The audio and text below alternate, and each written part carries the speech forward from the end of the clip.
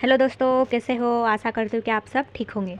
आज अपन पढ़ने जा रहे हैं आसियान का सेकंड लेक्चर। फर्स्ट लेक्चर में 4 पॉइंट कवर कर लिए थे, अब कौन सा है, 5वां पढ़ेंगे। ठीक है, तो 5वां क्या है, RCEP, तो उसको बोलते हैं रीजनल कोऑपरेटिव इकोनॉमिक पार्टनरशिप। ठीक है, क्या बोलते हैं, रीजनल कोऑपरेटिव इकोनॉमिक पार्टनरशिप।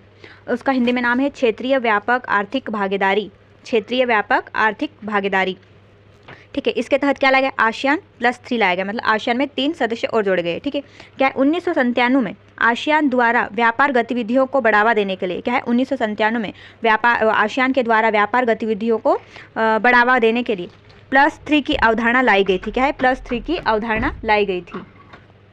ठीक है, जिसके तहत किन किन देशों को जोड़ा गया, तो जापान, चीन और दक्षिण कोरिया को आसियान के व्यापार भागीदारी के रूप में शामिल किया गया। ठीक है, क्या 1997 में आसियान के द्वारा उनके आसियान में व्यापार गतिविधियों को बढ़ावा देने के लिए 3 नई अवधारणा, मतलब एक अवधारणा लाई गई थी, जिसके तहत जापान, चीन और दक्षिण कोरिया को आसियान में व्यापार भागीदारी के रूप में शामिल किया गया है। ठीक है, आगे पढ़ते हैं।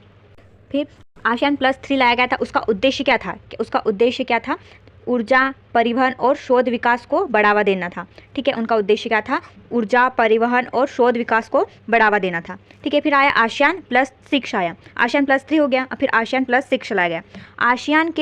आसियान ने यह अवधारणा कब प्रस्तुत की, 2007 में प्रस्तुत की। ठीक है, इसका उद्देश्य क्या था, इसका उद्देश्य दक्षिण पूर्वी एशियाई देशों में, क्या है, जो दक्षिण पूर्वी एशियाई देश है ना, उनकी आर्थिक वृद्धि में तेजी लाना था, उनके अर्थव्यवस्था में तेजी लाना था। ठीक है, इसके तहत ASEAN+3 के सदस्य के साथ, मतलब ASEAN+3 पहले 3 सदस्य थे, फिर उनके साथ 3 सदस्य और जोड़े गए। वो कौन कौन से सदस्य, तो ऑस्ट्रेलिया, न्यूजीलैंड और भारत, तो इन 3 मिलाकर क्या हो गया, 6 हो गए। ठीक है, तो ASEAN+6 बन गया।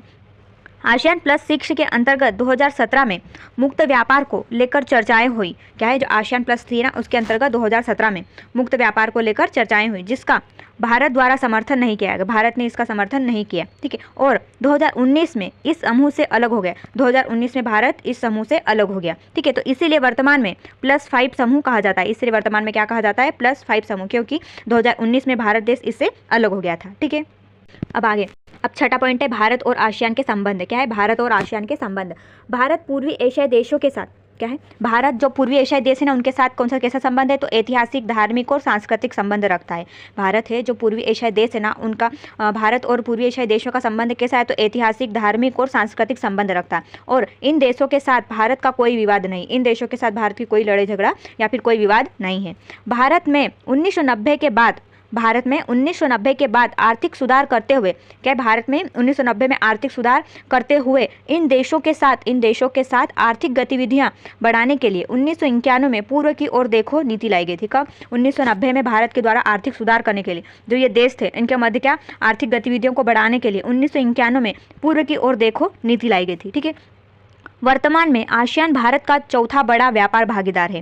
क्या है, वर्तमान में जो भारत है वो आसियान का चौथा बड़ा व्यापारिक भागीदार है, और लगभग $100 बिलियन से अधिक का भारत आसियान के साथ व्यापार कर रहा है। भारत है जो आसियान के साथ $100 बिलियन से भी अधिक का व्यापार कर रहा है। ठीक है, आगे, भारत द्वारा 1996 में आसियान के साथ वार्ताकार के सदस्य के रूप में शामिल होने का प्रयास किया गया था, जो कि क्या हुआ, सफल रहा था।